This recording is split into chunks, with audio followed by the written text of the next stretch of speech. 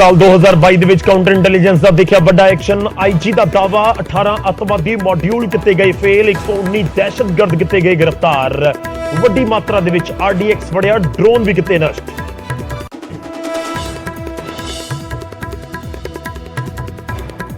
ਨਸ਼ੇ ਦੇ ਖਿਲਾਫ ਅੰਮ੍ਰਿਤਸਰ ਪੁਲਿਸ ਦੀ ਵੱਡੀ ਕਾਰਵਾਈ। ਦੇਹਰਾਦੂਨ ਦੇ ਵਿੱਚ ਨਸ਼ੀਲੀਆਂ ਗੋਲੀਆਂ ਬਣਾਉਣ ਵਾਲੀ ਫੈਕਟਰੀ ਦੇ ਵਿੱਚ ਕੀਤੀ ਰੇਡ, 4.5 ਲੱਖ ਨਸ਼ੀਲੀਆਂ ਗੋਲੀਆਂ ਬਰਾਮਦ, ਫੈਕਟਰੀ ਮਾਲਕ ਗ੍ਰਿਫਤਾਰ।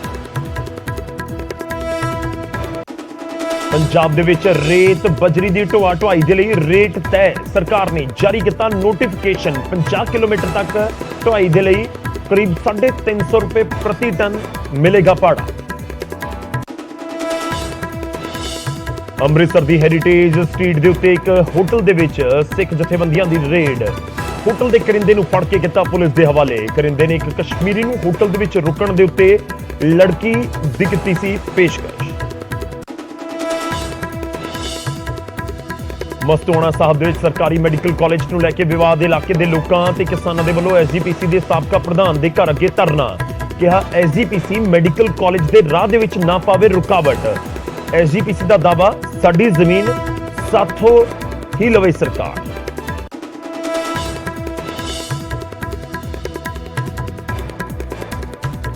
ਮੋਗਾ ਦੇ ਧਰਮਕੋਟ ਦੇ ਵਿੱਚ ਮੁਸਾਫਰਾਂ ਦੇ ਨਾਲ ਭਰੀ ਬੱਸ ਪਲਟੀ, ਕਈ ਸਵਾਰੀਆਂ ਨੂੰ ਲੱਗੀਆਂ ਸੱਟਾਂ। ਜਲੰਧਰ ਜਾ ਰਹੀ ਸੀ ਬੱਸ।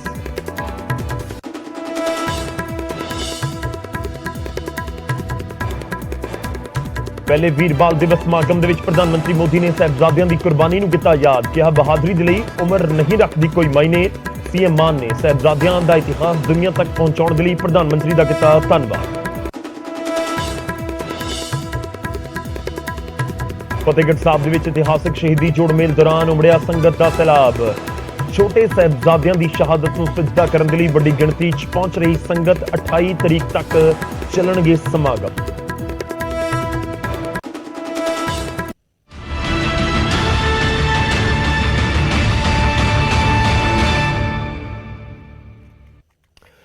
ਸਤਿ ਸ੍ਰੀ ਅਕਾਲ, ਸਵਾਗਤ ਹੈ। ਗੌਰਵ ਸ਼ੁਕਲਾ ਮੈਂ ਹਾਂ ਤੁਹਾਡੇ ਨਾਲ ਹਾਜ਼ਰ ਹਾਂ ਖਬਰਾਂ ਦਾ ਪ੍ਰਾਈਮ ਟਾਈਮ ਲੈ ਕੇ। ਤੇ ਪ੍ਰਾਈਮ ਟਾਈਮ ਦੇ ਵਿੱਚ ਅੱਜ ਅਸੀਂ ਗੱਲ ਕਰਾਂਗੇ ਡਰੋਨ ਦੀ। ਜੀ ਹਾਂ, ਡਰੋਨ ਇੱਕ ਵੱਡੀ ਟੈਂਸ਼ਨ ਤੇ ਇੱਕ ਡੇਂਜਰਸ ਸਾਜ਼ਿਸ਼ ਨਜ਼ਰ ਆ ਰਹੀ ਹੈ। ਜੀ ਹਾਂ, ਸ਼ੁਰੂਆਤ ਕੁਝ ਤਸਵੀਰਾਂ ਦੇ ਨਾਲ ਕਰਨ ਜਾ ਰਹੇ ਹਾਂ। ਇਹ ਵੱਖ-ਵੱਖ ਥਾਵਾਂ ਤੋਂ ਤਸਵੀਰਾਂ ਜੋ ਲਗਾਤਾਰ ਸਾਹਮਣੇ ਆਉਂਦੀਆਂ ਨੇ ਤੇ ਉਸ ਤੋਂ ਵੱਧ ਇੱਕ ਚਿੰਤਾ ਵਾਲੀ ਤਸਵੀਰ ਗੁਰਦਾਸਪੁਰ ਤੋਂ ਸਾਹਮਣੇ ਆਈ। ਹਾਲਾਂਕਿ ਡਰੋਨ ਦੀ ਹਲਚਲ ਵੱਖ-ਵੱਖ ਥਾਵਾਂ ਦੇ ਉੱਤੇ, ਖਾਸ ਤੌਰ ਤੇ ਸਰਹੱਦੀ ਜ਼ਿਲ੍ਹਿਆਂ ਦੇ ਵਿੱਚ ਲਗਾਤਾਰ ਦੇਖੀ ਜਾ ਰਹੀ ਹੈ। ਤੇ ਡਰੋਨ ਵਾਲੀ ਡੇਂਜਰਸ ਸਾਜ਼ਿਸ਼ ਨੂੰ ਫੇਲ ਤਾਂ ਕੀਤਾ ਗਿਆ ਹੈ। ਫਾਜ਼ਿਲਕਾ ਤੋਂ ਡਰੋਨ ਦੀ ਹਲਚਲ ਦੇਖੀ ਗਈ ਤਾਂ ਡਰੋਨ ਫੜਿਆ ਗਿਆ। ਉਧਰ ਅੰਮ੍ਰਿਤਸਰ ਦੇ ਵਿੱਚ ਡਰੋਨ ਨੂੰ ਨਸ਼ਟ ਕਰ ਦਿੱਤਾ ਗਿਆ ਤੇ ਉੱਥੇ ਹੀ ਗੁਰਦਾਸਪੁਰ ਤੋਂ ਇੱਕ ਡਰੋਨ ਵਾਲਾ ਤਸਕਰ ਕਾਬੂ ਕੀਤਾ ਗਿਆ ਹੈ।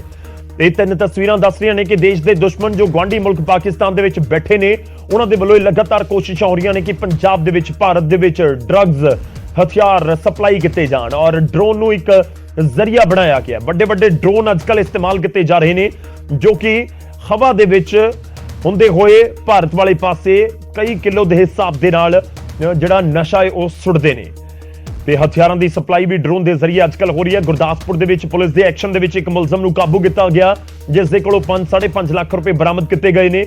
ਇਲਜ਼ਾਮ ਨੇ ਕਿ ਇਹ ਹੈਰੋਇਨ ਦੀ ਸਮਗਲਿੰਗ ਕਰਦਾ ਸੀ। ਸਿੱਧੇ ਲਿੰਕ ਪਾਕਿਸਤਾਨ ਦੇ ਵਿੱਚ ਬੈਠੇ ਹੋਏ ਮੁਲਜ਼ਮਾਂ ਦੇ ਨਾਲ ਇਸ ਦੇ ਜੁੜੇ ਹੋਏ ਨੇ।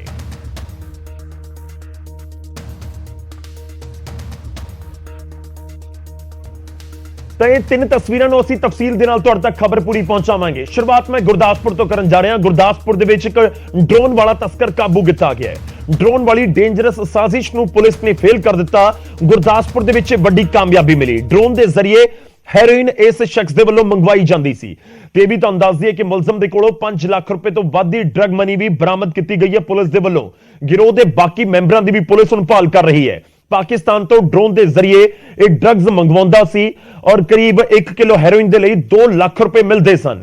ਇਸ ਵਾਰ 8 ਕਿਲੋ ਦੀ ਖੇਪ ਮੰਗਵਾਈ ਗਈ ਸੀ ਜੋ ਪੁਲਿਸ ਦਾਅਵਾ ਕਰ ਰਹੀ ਹੈ ਕਿ ਇਸ 8 ਕਿਲੋ ਦੀ ਖੇਪ ਦੇ ਲਈ 6 ਲੱਖ ਰੁਪਏ ਇਸ ਨੂੰ ਕਰੀਬ ਪਹਿਲਾਂ ਹੀ ਮਿਲ ਚੁੱਕੇ ਸੀ, ਜਿਨ੍ਹਾਂ ਦੇ ਵਿੱਚੋਂ ਕਰੀਬ 5.5 ਲੱਖ ਰੁਪਏ ਪੁਲਿਸ ਨੇ ਬਰਾਮਦ ਵੀ ਕੀਤਾ ਹੈ। ਔਰ ਪੁਲਿਸ ਜਦੋਂ ਪ੍ਰੈਸ ਕਾਨਫਰੰਸ ਕਰਨ ਪਹੁੰਚੀ, ਪੁਲਿਸ ਦੇ ਅਧਿਕਾਰੀ ਤਾਂ ਇਹਨਾਂ ਕੰਟੇਨਰਸ ਪਲਾਸਟਿਕ ਦੇ ਡੱਬਿਆਂ ਦੇ ਵਿੱਚ ਜਿਹੜਾ ਕੈਸ਼ ਰੱਖਿਆ ਗਿਆ ਹੈ ਇਹ ਪੰਜਾਬ ਦੀ ਜਵਾਨੀ ਨੂੰ ਬਰਬਾਦ ਕਰਨ ਦੇ ਲਾਲਚ ਦੇ ਵਿੱਚ ਲਏ ਗਏ ਨੇ। ਤਾਂ ਕੁਝ ਪੈਸਿਆਂ ਦੀ ਲਾਲਚ ਦੇ ਲਈ ਪੰਜਾਬ ਨੂੰ ਨਸ਼ੇ ਦੀ ਦਲਦਲ ਦੇ ਵਿੱਚ ਧੱਕਿਆ ਜਾ ਰਿਹਾ ਹੈ ਤੇ ਸਭ ਤੋਂ ਵੱਡੀ ਸਮੱਸਿਆ ਹੈ ਕਿ ਗਵਾਂਢੀ ਮੁਲਕ ਦੇ ਉੱਤੇ ਤਾਂ ਕੋਈ ਇਤਬਾਰ ਨਹੀਂ ਕਰਦਾ, ਪਰ ਦੂਜੇ ਪਾਸੇ ਜਿਹੜੇ ਸਾਡੇ ਦੇਸ਼ ਦੇ ਵਿੱਚ ਬੈਠ ਕੇ ਇਸ ਪੂਰੇ ਗੋਰਖ ਧੰਦੇ ਨੂੰ ਚਲਾਉਣ ਦੇ ਵਿੱਚ ਮਦਦ ਕਰਦੇ ਨੇ, ਉਹ ਸਭ ਤੋਂ ਵੱਡੀ ਚੁਣੌਤੀ ਇਸ ਸਮੇਂ ਪੁਲਿਸ ਦੇ ਲਈ ਜ਼ਰੂਰ ਬਣੇ ਹੋਏ ਨੇ। गुरविंदर सिंह और इसके साथ अजय मसीह और मलकीत सिंह 3 कुरियर हैं जो ड्रग स्मगलिंग इन्वॉल्व हैं। तो उसके रिगार्डिंग हमने कल गुरविंदर सिंह को अरेस्ट किया। तो उससे हमने जो ड्रोन राही जो सामान आया सी ड्रग्स आई थी उसे ड्रग मनी रिकवर की है। सर किस तरीके नाल मंगवाते सी उसनों पाकिस्तान तो, किस तरीके नाल इन्हां दे संबंध बनते सी उन्हां नाल, किस तरीके नाल गलबात चलदी? देखिए इसमें जो मेन किंग पिन है इनका मलकीत सिंह है, वो अक्रॉस बॉर्डर एक जो पाकिस्तान साइड स्मगलर है उसके टच में था। उसके थ्रू ये लोकेशंस भेजते हैं, व्हाट्सएप राही सोशल मीडिया जो ऐप्स उनके राही लोकेशन भेजते हैं और ड्रोन को जो स्पेसिफिक लोकेशन भेज जाती है वहाँ ड्रॉपिंग कराती है। ਤਾਂ ਗੁਰਦਾਸਪੁਰ ਤੋਂ ਇਹ ਡਰੋਨ ਵਾਲਾ ਤਸਕਰ ਕਾਬੂ ਕੀਤਾ ਗਿਆ ਹੈ। ਪਰ ਦੂਜੇ ਪਾਸੇ ਇੱਕ ਖਬਰ ਫਾਜ਼ਿਲਕਾ ਤੋਂ ਸਾਹਮਣੇ ਆਈ, ਜਿੱਥੇ ਸਰਹੱਦ ਦੇ ਉੱਤੇ ਇੱਕ ਵਾਰ ਫਿਰ ਤੋਂ ਡਰੋਨ ਦੇਖਿਆ ਗਿਆ। ਜਿਹੜੇ ਸਰਹੱਦ ਦੇ ਉੱਤੇ ਜ਼ਿਲ੍ਹੇ ਲੱਗਦੇ ਨੇ ਉੱਥੇ ਬਹੁਤ ਡਰੋਨ ਦੀ ਹਲਚਲ ਲਗਾਤਾਰ ਵੇਖੀ ਜਾ ਰਹੀ ਹੈ। ਉਹ ਚਾਹੇ ਪਠਾਨਕੋਟ ਹੋਵੇ, ਗੁਰਦਾਸਪੁਰ ਹੋਵੇ, ਅੱਗੇ ਅੰਮ੍ਰਿਤਸਰ, ਤਰਨਤਾਰਨ, ਫਿਰੋਜ਼ਪੁਰ, ਫਾਜ਼ਿਲਕਾ ਦਾ ਅਸੀਂ ਜ਼ਿਕਰ ਕਰੀਏ, ਵੱਖ-ਵੱਖ ਥਾਵਾਂ ਦੇ ਉੱਤੇ ਡਰੋਨ ਦੀ ਹਲਚਲ ਵੇਖੀ ਜਾਂਦੀ ਹੈ। ਫਾਜ਼ਿਲਕਾ ਦੇ ਵਿੱਚ ਵੀ ਸਰਹੱਦ ਦੇ ਉੱਤੇ ਡਰੋਨ ਦੇਖਿਆ ਗਿਆ। ਗਸ਼ਤ ਦੌਰਾਨ BSF ਜਵਾਨਾਂ ਨੂੰ ਆਵਾਜ਼ ਸੁਣਾਈ ਦਿੱਤੀ ਕਿਉਂਕਿ ਧੁੰਦ ਦਾ ਮੌਸਮ ਹੈ, ਬਹੁਤ ਜ਼ਿਆਦਾ ਦੂਰ ਤੱਕ ਵਿਜ਼ਿਬਿਲਿਟੀ ਨਹੀਂ ਹੁੰਦੀ, ਇਸ ਕਰਕੇ ਡਰੋਨ ਨੂੰ ਦੇਖ ਪਾਣਾ ਜਾਂ ਫਿਰ ਉਸ ਵਾਲੇ ਪਾਸੇ ਫਾਇਰਿੰਗ ਕਰਕੇ ਉਸ ਨੂੰ ਡਿਗਾ ਪਾਣਾ ਵੀ ਮੁਸ਼ਕਿਲ ਇਸ ਸਮੇਂ BSF ਜਾਂ ਜਿਹੜੀਆਂ ਦੇਸ਼ ਦੀਆਂ ਏਜੰਸੀਆਂ ਲੱਗੀਆਂ ਹੋਈਆਂ ਨੇ ਸਰਹੱਦੀ ਰਾਖੀ ਦੇ ਲਈ, ਉਹਨਾਂ ਦੇ ਲਈ ਮੁਸ਼ਕਿਲ ਨਜ਼ਰ ਆ ਰਿਹਾ ਹੈ। BSF ਦੇ ਵੱਲੋਂ ਫਾਇਰਿੰਗ ਕੀਤੀ ਗਈ, ਉਸ ਤੋਂ ਬਾਅਦ ਪਾਕਿਸਤਾਨ ਵਾਲੇ ਪਾਸੇ ਡਰੋਨ ਮੁੜ ਗਿਆ। ਕਾਬਿਲੇ ਗੌਰ ਹੈ ਕਿ ਉਸ ਪੂਰੇ ਇਲਾਕੇ ਦੇ ਵਿੱਚ ਸਰਚ ਆਪਰੇਸ਼ਨ ਵੀ ਚਲਾਇਆ ਜਾ ਰਿਹਾ ਹੈ ਕਿਉਂਕਿ ਇਸ ਤਰੀਕੇ ਦੀ ਖਬਰਾਂ ਸਾਹਮਣੇ ਆਉਂਦੀਆਂ ਨੇ ਕਿ ਇਸ ਡਰੋਨ ਦੇ ਜ਼ਰੀਏ ਸਪਲਾਈ ਕੀਤੀ ਜਾਂਦਾ ਹੈ ਨਸ਼ਾ ਜਾਂ ਹਥਿਆਰ ਤੇ ਉਸ ਤੋਂ ਬਾਅਦ ਇਹ ਡਰੋਨ ਉੱਥੋਂ ਵਾਪਸ ਮੁੜ ਜਾਂਦਾ ਹੈ। ਤੇ ਫਾਜ਼ਿਲਕਾ ਦੇ ਵਿੱਚ ਡਰੋਨ ਦੀ ਹਲਚਲ ਵੇਖੀ ਗਈ ਹੈ।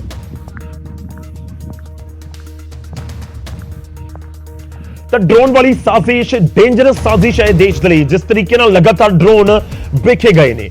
ਕੁਝ ਅਜਿਹੀਆਂ ਤਸਵੀਰਾਂ ਔਰ ਖਬਰ ਸਾਹਮਣੇ ਆਈ ਅੰਮ੍ਰਿਤਸਰ ਤੋਂ। ਪਾਕਿਸਤਾਨ ਦੀਆਂ ਨਾਪਾਕ ਹਰਕਤਾਂ ਜਾਰੀ ਨੇ ਔਰ ਅੰਮ੍ਰਿਤਸਰ ਦੇ ਵਿੱਚ ਬਾਰਡਰ ਦੇ ਨੇੜੇ ਤੋਂ ਇੱਕ ਡਰੋਨ ਬਰਾਮਦ ਕੀਤਾ ਗਿਆ। BSF ਨੇ ਸਰਹੱਦੀ ਪਿੰਡ ਰਾਜਾਤਾਲ ਦੇ ਖੇਤਾਂ ਦੇ ਵਿੱਚੋਂ ਇਹ ਡਰੋਨ ਬਰਾਮਦ ਕੀਤਾ। ਬਾਰਡਰ ਤੇ ਕੰਡਿਆਂ ਵਾਲੀ ਤਾਰ ਦੇ ਨੇੜੇ ਡਰੋਨ ਮਿਲਿਆ। BSF ਨੇ ਪਾਕਿਸਤਾਨ ਦੀ ਸਾਜ਼ਿਸ਼ ਫੇਲ ਕੀਤੀ ਹੈ। ਸਰਹੱਦੀ ਖੇਤਰ ਦੇ ਵਿੱਚ ਬਾਰਡਰ ਪਾਰ ਤੋਂ ਲਗਾਤਾਰ ਡਰੋਨ ਆ ਰਹੇ ਨੇ, ਜੋ ਲਾਜ਼ਮੀ ਤੌਰ ਤੇ ਚਿੰਤਾ ਵਾਲਾ ਸਬਬ ਇਸ ਸਮੇਂ ਜ਼ਰੂਰ ਨੇ ਕਿ ਆਖਿਰ ਇਸ ਡਰੋਨ ਵਾਲੀ ਡੇਂਜਰਸ ਸਾਜ਼ਿਸ਼ ਦੇ ਨਾਲ ਕਿਵੇਂ ਨਜਿੱਠਿਆ ਜਾਵੇ। ਕਾਬਿਲੇ ਗੌਰ ਇਹ ਵੀ ਹੈ ਕਿ 2022 ਦੇ ਵਿੱਚ ਇਹ ਡਰੋਨ ਬਹੁਤ ਜ਼ਿਆਦਾ ਨਜ਼ਰ ਆਏ ਨੇ। ਪਹਿਲਾਂ ਆਮ ਤੌਰ ਤੇ ਜੇ ਡਰੋਨ ਜਾਂ ਅਜਿਹੀ ਕੋਈ ਹਲਚਲ ਨਜ਼ਰ ਆਉਂਦੀ ਸੀ ਤਾਂ ਉਹ ਬਹੁਤ ਕੋਈ ਬਿਰਲਾ ਇਨਸੀਡੈਂਟ ਤੁਸੀਂ ਕਹਿ ਸਕਦੇ ਹੋ ਕਿ ਹੁੰਦਾ ਸੀ। ਅੱਜ ਕੱਲ ਰੋਜ਼ਾਨਾ ਸਰਹੱਦ ਦੇ ਉੱਤੇ ਡਰੋਨ ਦੇਖੇ ਜਾਂਦੇ ਨੇ ਔਰ ਕਾਬਿਲੇ ਗੌਰ ਇਹ ਵੀ ਹੈ ਕਿ ਬਹੁਤ ਲੰਬੀ ਸਰਹੱਦ ਹੈ। 6 ਜ਼ਿਲ੍ਹਿਆਂ ਦਾ ਮੈਂ ਜ਼ਿਕਰ ਕੀਤਾ, ਕਰੀਬ 700 ਕਿਲੋਮੀਟਰ ਤੱਕ ਪੰਜਾਬ ਦੀ ਜਿਹੜੀ ਕੌਮਾਂਤਰੀ ਸਰਹੱਦ ਲੱਗਦੀ ਹੈ ਪਾਕਿਸਤਾਨ ਦੇ ਨਾਲ। ਤਾਂ ਇੱਕ ਵੱਡਾ ਚੈਲੰਜ ਜ਼ਰੂਰ ਹੈ ਇਸ ਸਮੇਂ ਸੁਰੱਖਿਆ ਏਜੰਸੀਆਂ ਦੇ ਲਈ, BSF ਦੇ ਲਈ, ਜੋ ਸੁਰੱਖਿਆ ਦੇ ਵਿੱਚ ਤੈਨਾਤ ਨੇ।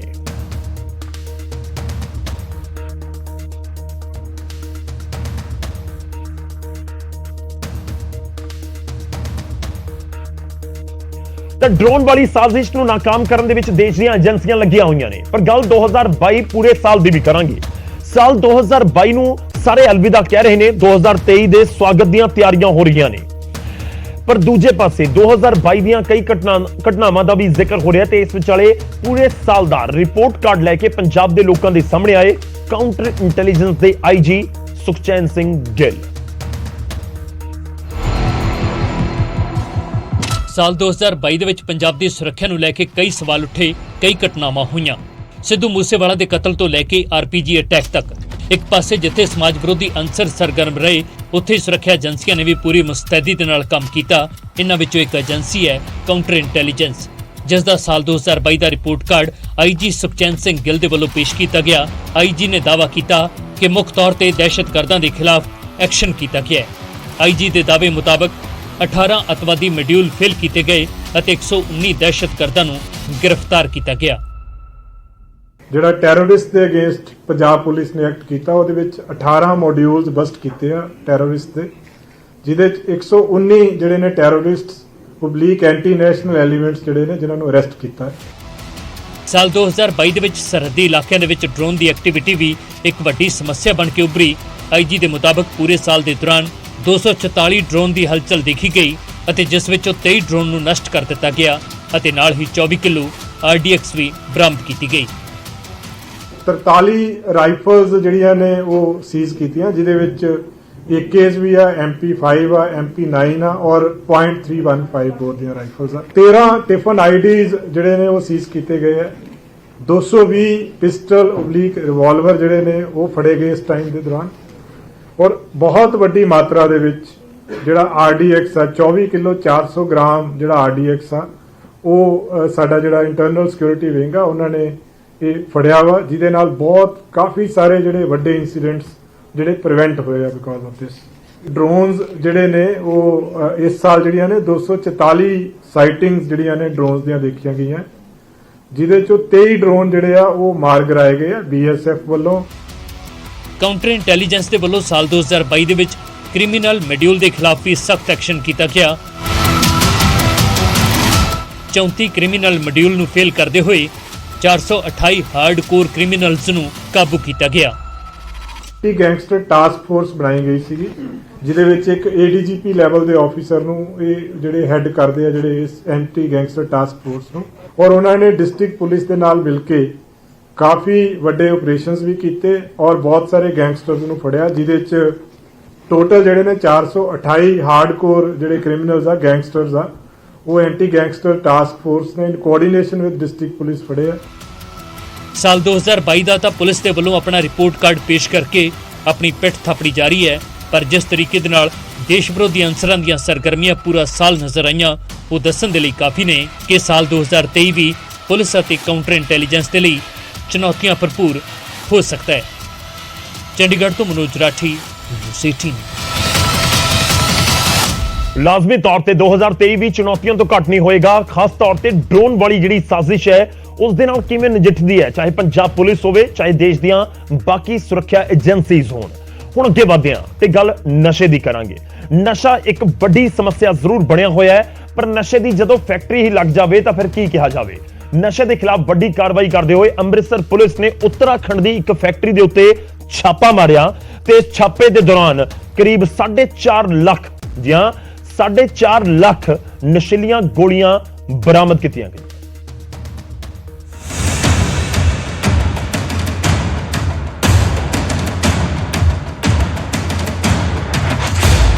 ਸਰਹੱਦ ਪਾਰੋਂ ਨਸ਼ਾ ਤਸਕਰੀ ਦੇ ਨਾਲ ਪੁਲਿਸ ਫਾਰਮਾ ਡਰੱਗਸ ਦਾ ਵੀ ਪਰਦਾ ਫਾਸ਼ ਕਰ ਰਹੀ ਹੈ। ਪਿਛਲੇ ਦਿਨੀ ਅੰਮ੍ਰਿਤਸਰ ਪੁਲਿਸ ਨੇ 29,000 ਨਸ਼ੀਲੀਆਂ ਗੋਲੀਆਂ ਸਣੇ 2 ਮੁਲਜ਼ਮਾਂ ਨੂੰ ਕਾਬੂ ਕੀਤਾ ਸੀ ਅਤੇ ਹੁਣ ਉਹਨਾਂ ਤੋਂ ਪੁੱਛਗਿੱਛ ਤੋਂ ਬਾਅਦ ਨਸ਼ੀਲੀਆਂ ਗੋਲੀਆਂ ਬਣਾਉਣ ਵਾਲੀ ਫੈਕਟਰੀ ਤੱਕ ਪਹੁੰਚ ਗਏ। ਉੱਤਰਾਖੰਡ ਦੀ ਫੈਕਟਰੀ ਤੇ ਛਾਪਾ ਮਾਰ ਕੇ ਪੁਲਿਸ ਨੇ 4.5 ਲੱਖ ਨਸ਼ੀਲੀਆਂ ਗੋਲੀਆਂ ਬਰਾਮਦ ਕੀਤੀਆਂ ਨੇ, ਜਿਸ ਤੋਂ ਬਾਅਦ ਨਜਾਇਜ਼ ਤੌਰ ਤੇ ਚੱਲ ਰਹੀ ਇਸ ਫੈਕਟਰੀ ਨੂੰ ਸੀਲ ਕਰਵਾਇਆ ਗਿਆ ਅਤੇ ਫੈਕਟਰੀ ਮਾਲਕ ਨੂੰ ਅੰਮ੍ਰਿਤਸਰ ਪੁਲਿਸ ਨੇ ਗ੍ਰਿਫਤਾਰ ਕਰ ਲਿਆ। ਵੀ ਇਹ ਤੋਂ ਪਹਿਲਾਂ ਕਿੱਥੇ ਜਾਂਦੀ ਰਹੀ ਹੈ, ਕੌਣ ਇਹਨੂੰ ਸਪਲਾਈ ਕਰਦਾ ਰਿਹਾ ਹੈ ਔਰ ਕਿਹੜੇ ਟਰਾਂਸਪੋਰਟ ਦੇ ਨਾਲ ਜਾਂਦੀ ਰਹੀ ਹੈ, ਉਹ ਸਾਰੇ ਦਾ ਸਾਰਾ ਜਿਹੜਾ ਹੈ ਇੱਕ ਬੜਾ ਵੱਡਾ ਜਿਹੜਾ ਨੈਟਵਰਕ ਹੈ ਇਹ ਆਪਣਾ ਸਾਡੇ ਸਾਹਮਣੇ ਆਏਗਾ।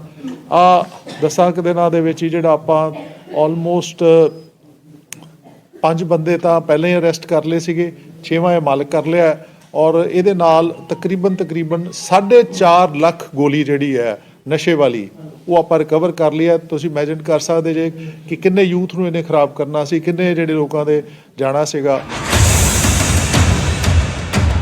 ਇਹ ਨਸ਼ੀਲੀਆਂ ਗੋਲੀਆਂ ਪੰਜਾਬ 'ਚ ਸਪਲਾਈ ਹੋਣੀਆਂ ਸੀ। ਪੁਲਿਸ ਹੁਣ ਇਹਨਾਂ ਦਾ ਸਪਲਾਈ ਨੈਟਵਰਕ ਪਤਾ ਲਾਉਣ ਦੀ ਕੋਸ਼ਿਸ਼ 'ਚ ਲੱਗੀ ਏ ਔਰ ਇਹੋ ਜਿਹਾ ਮੇਰੇ ਖਿਆਲ ਪਹਿਲਾ ਚਾਂਸ ਹੋਏਗਾ ਕਿ ਜਿਹਦੇ ਵਿੱਚ ਇੰਨੀ ਜਲਦੀ ਐਂਡ ਟੂ ਐਂਡ ਰਿਜ਼ਲਟ ਆਇਆ। ਇੱਕ ਫੈਕਟਰੀ ਨੂੰ ਬੰਦ ਕਰਾਉਣਾ, ਉਹ ਵੀ ਉੱਤਰਾਖੰਡ ਦੇ ਵਿੱਚ ਜਾ ਕੇ ਔਰ ਉਹਨੂੰ ਨਾਲ ਲੈ ਕੇ ਆਉਣਾ, ਇੱਕ ਮੇਰੇ ਖਿਆਲ ਦੇ ਵਿੱਚ ਇਹ ਪਹਿਲਾ ਬਹੁਤ ਵੱਡਾ ਸਟੈਪ ਹੈ ਔਰ ਇਹੋ ਜਿਹੇ ਸਟੈਪ ਚੱਕੇ ਜਾਣਗੇ। ਮੈਨੂੰ ਪੂਰੀ ਉਮੀਦ ਹੈ ਕਿ ਸਾਡਾ ਇੱਥੋਂ ਨਸ਼ੇ ਵਾਲਾ ਜਿਹੜਾ ਹੈਗਾ ਇਹ ਜੜੋਂ ਖਤਮ ਹੋ ਸਕਦਾ। ਇਹ ਜੜੋਂ ਹੀ ਖਤਮ ਕਰਨ ਦੀ ਲੋੜ ਹੈ। ਇਹ ਜਾਲੀ ਫੈਕਟਰੀ 5 ਸਾਲ ਤੋਂ ਕੰਮ ਕਰ ਰਹੀ ਸੀ। ਨਸ਼ੀਲੀਆਂ ਗੋਲੀਆਂ ਬਣਾ ਕੇ ਪੰਜਾਬ 'ਚ ਸਪਲਾਈ ਕੀਤੀਆਂ ਜਾਂਦੀਆਂ ਸੀ। ਫਿਲਹਾਲ ਪੁਲਿਸ ਇਸ ਧੰਦੇ ਬਾਰੇ ਅਤੇ ਇਸ ਪੂਰੇ ਨੈਟਵਰਕ ਬਾਰੇ ਜਲਦ ਵੱਡੇ ਖੁਲਾਸੇ ਕਰਨ ਦੇ ਦਾਅਵੇ ਕਰ ਰਹੀ ਹੈ। Bureau report, news 18 Punjab. ਤਾਂ ਪੁਲਿਸ ਦੇ ਵੱਲੋਂ ਵੱਡੇ ਦਾਅਵੇ ਕੀਤੇ ਜਾ ਰਹੇ ਨੇ ਕਿ ਜਿਸ ਤਰੀਕੇ ਨਾਲ ਇਹ ਫੈਕਟਰੀ ਫੜੀ ਗਈ ਹੈ 4.5 ਲੱਖ ਗੋਲੀਆਂ ਬਰਾਮਦ ਹੋਈਆਂ, ਕਈ ਹੋਰ ਵੱਡੇ ਖੁਲਾਸੇ ਵੀ ਹੋ ਸਕਦੇ ਨੇ। ਅੱਗੇ ਵਧਦੇ ਹਾਂ ਤੇ ਗੱਲ ਹੋਵੇਗੀ ਹੁਣ ਰੇਤੇ ਬਜਰੀ ਦੀ।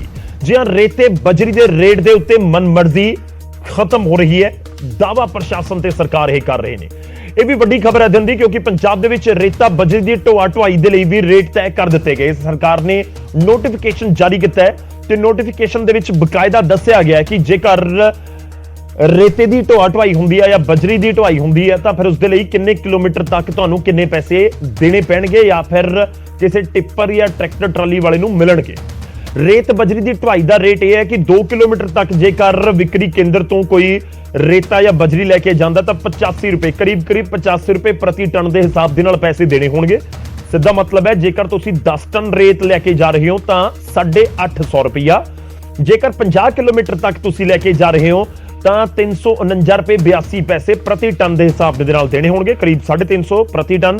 ਯਾਨੀ ਕਿ ਜੇਕਰ ਤੁਸੀਂ 50 ਕਿਲੋਮੀਟਰ ਦੂਰ ਲੈ ਕੇ ਜਾ ਰਹੇ ਹੋ ਵਿਕਰੀ ਕੇਂਦਰ ਤੋਂ 10 ਟਨ ਲੈ ਕੇ ਜਾ ਰਹੇ ਹੋ ਤਾਂ ਫਿਰ 3500 ਰੁਪਇਆ ਦੇਣਾ ਹੋਏਗਾ। ਇਸੇ ਤਰ੍ਹਾਂ ਜੇ 100 ਕਿਲੋਮੀਟਰ ਤੱਕ ਲੈ ਕੇ ਜਾ ਰਹੇ ਹੋ ਤਾਂ 467 ਰੁਪਏ 95 ਪੈਸੇ ਯਾਨੀ 468 ਰੁਪਏ। ਮਤਲਬ ਇਹ ਕਿ 10 ਟਨ ਰੇਤ ਜੇ ਲੈ ਕੇ ਜਾਣਾ ਹੈ ਤਾਂ ਕਰੀਬ 4700 ਰੁਪਏ ਕਰੀਬ 4680 ਰੁਪਏ ਤੁਹਾਨੂੰ ਦੇਣੇ ਹੋਣਗੇ 10 ਟਨ ਦੇ ਰੇਤ ਦੀ ਢੋਆ-ਢੁਆਈ ਦੇ ਲਈ। ਭਾੜੇ ਦੇ ਤੌਰ ਦੇ ਉੱਤੇ 150 ਕਿਲੋਮੀਟਰ ਤੱਕ 526 ਰੁਪਏ 19 ਪੈਸੇ, ਜੇ 200 ਕਿਲੋਮੀਟਰ ਦੂਰ ਲੈ ਕੇ ਜਾਣਾ ਵਿਕਰੀ ਕੇਂਦਰ ਤੋਂ ਤਾਂ 580 ਰੁਪਏ ਦੇ ਕਰੀਬ ਤੁਹਾਨੂੰ ਪ੍ਰਤੀ ਟਨ ਦੇ ਹਿਸਾਬ ਦੇ ਨਾਲ ਪੈਸੇ ਦੇਣੇ ਹੋਣਗੇ। ਕਾਬਿਲੇ ਗੌਰ ਇਹ ਵੀ ਹੈ ਕਿ ਮੁਹਾਲੀ ਦੇ ਵਿੱਚ ਪ੍ਰਸ਼ਾਸਨ ਦੇ ਵੱਲੋਂ, ਸਰਕਾਰ ਦੇ ਵੱਲੋਂ ਵਿਕਰੀ ਕੇਂਦਰ ਖੋਲਿਆ ਗਿਆ ਜਿੱਥੇ ਰੇਤਾ ਤੇ ਬਜਰੀ ਜਿਹੜੇ ਸਰਕਾਰੀ ਰੇਟ ਨੇ ਉਹਨਾਂ ਦੇ ਉੱਤੇ ਮੁਹੱਈਆ ਉੱਥੋਂ ਲਿਆ ਜਾ ਸਕਦਾ ਹੈ। ਤੇ ਦੂਜੇ ਪਾਸੇ ਦਾਅਵਾ ਇਹ ਵੀ ਹੈ ਕਿ ਪੰਜਾਬ ਦੇ ਵਿੱਚ ਵੱਖ-ਵੱਖ ਥਾਵਾਂ ਤੇ ਤਕਰੀਬਨ ਹਰ ਜ਼ਿਲ੍ਹੇ ਦੇ ਵਿੱਚ ਇਸ ਤਰੀਕੇ ਦੇ ਨਾਲ ਵਿਕਰੀ ਕੇਂਦਰ ਖੋਲੇ ਜਾ ਰਹੇ ਨੇ।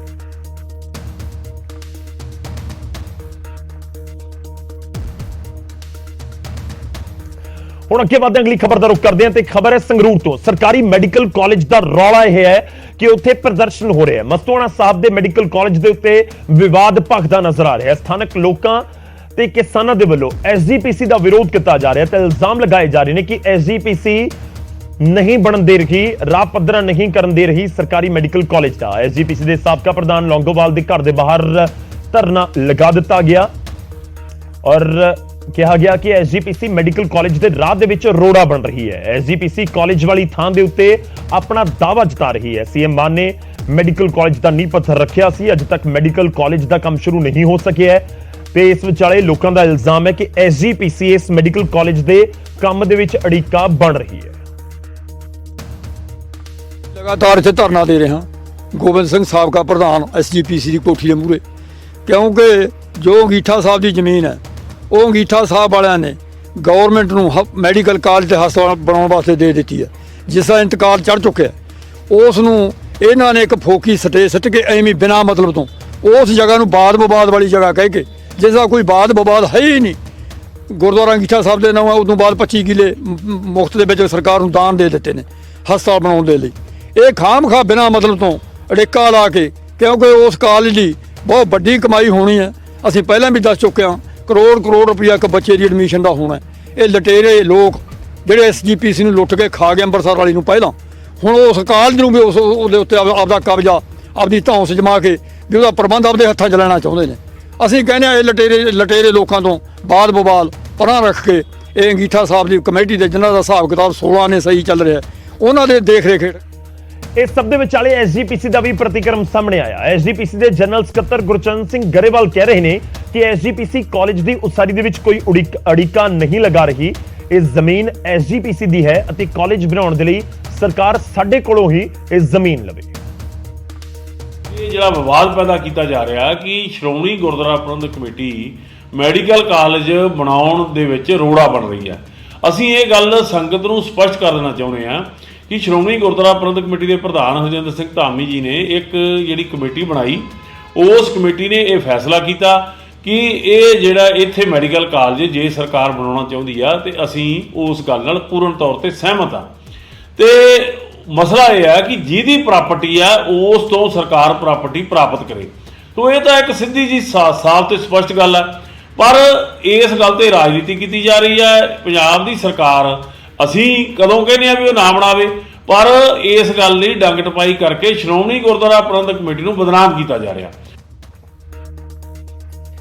ਤਾਂ ਆਪੋ ਆਪਣੇ ਤਰਕ ਦਿੱਤੇ ਜਾ ਰਹੇ ਨੇ, ਪਰ ਸਭ ਦੇ ਵਿਚਾਲੇ ਇਹ ਵੀ ਸੱਚ ਹੈ ਕਿ ਅਜੇ ਤੱਕ ਸਰਕਾਰੀ ਮੈਡੀਕਲ ਕਾਲਜ ਦਾ ਕੰਮ ਸ਼ੁਰੂ ਨਹੀਂ ਹੋ ਸਕਿਆ ਹੈ। ਸਰਕਾਰੀ ਮੈਡੀਕਲ ਕਾਲਜ ਖੁੱਲੇਗਾ ਤਾਂ ਬੱਚਿਆਂ ਦੇ ਲਈ ਜਿੱਥੇ ਇੱਕ ਵੱਡੀ ਓਪਰਚੁਨਿਟੀ ਹੋਏਗੀ ਤਾਂ ਉੱਥੇ ਹੀ ਲੋਕਾਂ ਦੇ ਲਈ, ਕਿਉਂਕਿ ਮੈਡੀਕਲ ਕਾਲਜ ਦੇ ਵਿੱਚ ਬਹੁਤ ਸਾਰੇ ਲੋਕ ਇਲਾਜ ਕਰਵਾਉਣ ਦੇ ਲਈ ਵੀ ਪਹੁੰਚਦੇ ਨੇ, ਤਾਂ ਉਹਨਾਂ ਦੇ ਲਈ ਵੀ ਸਹੂਲਤ ਲਾਜ਼ਮੀ ਤੌਰ ਤੇ ਹੋਏਗੀ। ਕਦੋਂ ਸ਼ੁਰੂ ਹੁੰਦੀ ਹੈ ਇਸ ਦੀ ਉਸਾਰੀ, ਕਦੋਂ ਬਣ ਕੇ ਤਿਆਰ ਹੁੰਦਾ ਹੈ, ਉਸ ਦੇ ਉੱਤੇ ਹੀ ਸਭ ਦੀਆਂ ਨਜ਼ਰਾਂ ਨੇ।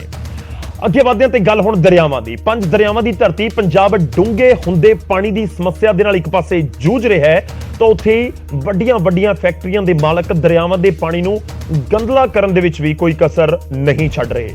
ਹੈਰਾਨ ਕਰਨ ਵਾਲਾ ਮਾਮਲਾ ਸਾਹਮਣੇ ਆਇਆ ਸੰਗਰੂਰ ਦੇ ਮੁਨਕ ਤੋਂ।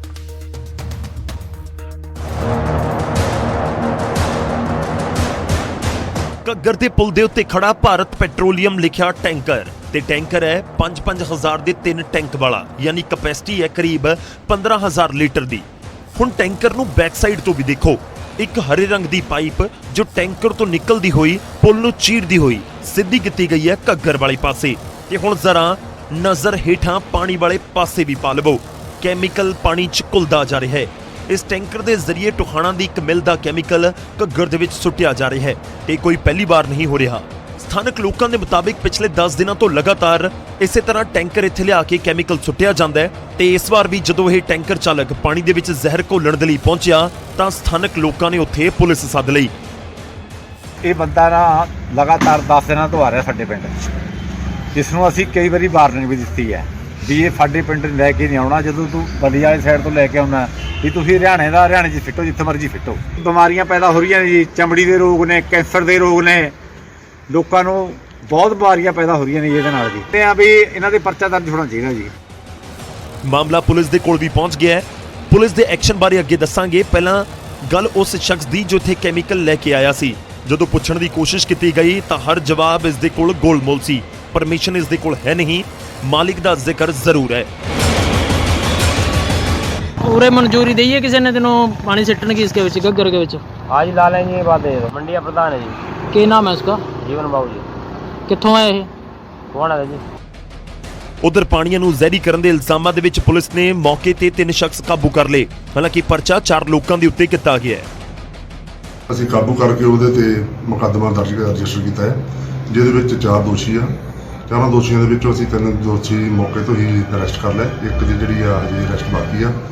ਔਰ ਅਸੀਂ ਇਹਦਾ ਜਿਹੜਾ ਕੈਮੀਕਲ ਐਗਜ਼ਾਮੀਨਰ ਲੈਬੋਰਟਰੀ ਨੂੰ ਭੇਜ ਕੇ ਇਹਦਾ ਵੀ ਟੈਸਟ ਕਰਾਵਾਂਗੇ ਵੀ ਇਹਦੇ ਵਿੱਚ ਕਿਹੜਾ ਕੈਮੀਕਲ ਪਾਇਆ ਗਿਆ ਤੇ ਉਸ ਦੇ ਹਿਸਾਬ ਨਾਲ ਅਸੀਂ ਅਗਲੀ ਕਾਰਵਾਈ ਲੈ ਪੁਲਿਸ ਤਾਂ ਕਾਰਵਾਈ ਕਰੇਗੀ, ਪਰ ਸਵਾਲ ਹੈ ਕਿ ਹਰਿਆਣਾ ਵਾਲੇ ਪਾਸੇ ਤੋਂ ਲਿਆ ਕੇ ਪੰਜਾਬ ਦੇ ਵਿੱਚ ਕੈਮੀਕਲ ਕਿਉਂ ਸੁੱਟਿਆ ਜਾ ਰਿਹਾ ਹੈ। ਤੇ ਸਵਾਲ ਤਾਂ ਇਹ ਵੀ ਹੈ ਕਿ ਜੇਕਰ ਇਹ ਕੈਮੀਕਲ ਪਿਛਲੇ 10 ਦਿਨਾਂ ਤੋਂ ਲਗਾਤਾਰ ਇਸ ਤਰ੍ਹਾਂ ਸੁੱਟਿਆ ਜਾ ਰਿਹਾ ਸੀ ਤਾਂ ਫਿਰ ਪ੍ਰਸ਼ਾਸਨ ਦੀ ਨਜ਼ਰ ਹੁਣ ਤੱਕ ਕਿਉਂ ਨਹੀਂ ਪਈ।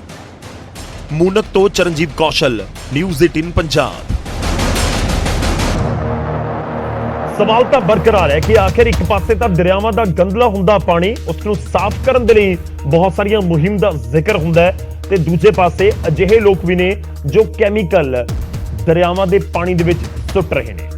ਅਗਲੀ ਖਬਰ ਦਾ ਰੁਖ ਕਰਦੇ ਹਾਂ। ਕਰਨਾਟਕ ਦੇ ਬਿਦਰ ਪਹੁੰਚੇ ਆਮ ਆਦਮੀ ਪਾਰਟੀ ਦੇ ਰਾਜ ਸਭਾ ਮੈਂਬਰ ਵਿਕਰਮਜੀਤ ਸਿੰਘ ਸਾਨੀ ਨੇ ਵੱਡਾ ਐਲਾਨ ਕੀਤਾ। ਉਹਨਾਂ ਬਿਦਰ ITI ਨੂੰ world skill centre of excellence ਦੇ ਵਜੋਂ ਅਪਗ੍ਰੇਡ ਕਰਨ ਦੀ ਗੱਲ ਕਹੀ ਤੇ ਨਾਲ ਹੀ ਇਸ ITI ਦੇ ਵਿੱਚ ਦਾਖਲਾ ਲੈਣ ਵਾਲੇ ਪੰਜਾਬ ਦੇ 20 ਵਿਦਿਆਰਥੀਆਂ ਨੂੰ ਭਗਤ ਸਿੰਘ ਸਕਾਲਰਸ਼ਿਪ ਫੰਡ ਤਹਿਤ ਪੂਰੀ ਫੀਸ ਵਜ਼ੀਫੇ ਵਜੋਂ ਦੇਣ ਦਾ ਐਲਾਨ ਵੀ ਕੀਤਾ ਗਿਆ। ਸਾਨੀ ਨੇ ਕਿਹਾ ਕਿ ਸ਼੍ਰੀ ਹਜ਼ੂਰ ਸਾਹਿਬ ਨੰਦੇੜ ਦੇ ਲਈ ਵਿਸ਼ਵ ਹੁਨਰ ਕੇਂਦਰ ਬਣਾਇਆ ਜਾਵੇਗਾ। ਇਸ ਮੌਕੇ ਕਰਨਾਟਕ ਦੇ ਰਾਜਪਾਲ ਸ਼੍ਰੀ ਥਾਵਰ ਚੰਦ ਗਹਿਲੋਤ ਨੇ ਵਿਕਰਮਜੀਤ ਸਿੰਘ ਨੂੰ ਪ੍ਰੋਮੀਨੈਂਟ ਫਲੋਰੋਥੈਰੇਪਿਸਟ ਦੇ 2022 ਅਵਾਰਡ ਦੇ ਨਾਲ ਵੀ ਸਨਮਾਨਿਤ ਕੀਤਾ। ਇਸ ਮੌਕੇ ਪੰਜਾਬ ਦੇ ਸਪੀਕਰ ਕੁਲਤਾਰ ਸਿੰਘ ਸੰਧਵਾ ਵੀ ਮੌਜੂਦ ਸਨ। I hereby announce scholarship for 10 engineering students who will come from Punjab. We will pay their fee. I will pay their fee because we have a fund, Shahid Bhagat Singh Scholarship Fund. Because Governor Sahab, I had donated my entire salary of Parliament. When Venkataya Naidu ji was there, I took a check. He said, "What is this?" I said, "This is my salary." So I have donated my entire salary of 6 years. Plus I have made a matching contribution from my side. And this 6 crore का जो fund है उसके chairman सरदार कुलतार सिंह संधवा जी हैं. With permission of Sandhwan साहब आई announce 10 scholarships जिनकी सारी fees हम देंगे. पंजाब से गरीब बच्चों को 10 नहीं 20 भी आएंगे. ਖਬਰਾਂ ਦੇ ਪ੍ਰਾਈਮ ਟਾਈਮ ਦੇ ਵਿੱਚ ਵੇਲਾ ਹੋ ਚੱਲਿਆ ਤੁਹਾਡੇ ਤੋਂ ਇਜਾਜ਼ਤ ਲੈਣ ਦਾ. ਬ੍ਰੇਕ ਦੇ ਉਸ ਪਾਰ ਵੀ ਖਬਰਾਂ ਦਾ ਸਿਲਸਿਲਾ ਜਾਰੀ ਰਹੇਗਾ. ਤੁਸੀਂ ਜੁੜੇ ਰਹੋ ਨਿਊਜ਼ 18 ਪੰਜਾਬ ਹਰਿਆਣਾ ਦੇ ਨਾਲ.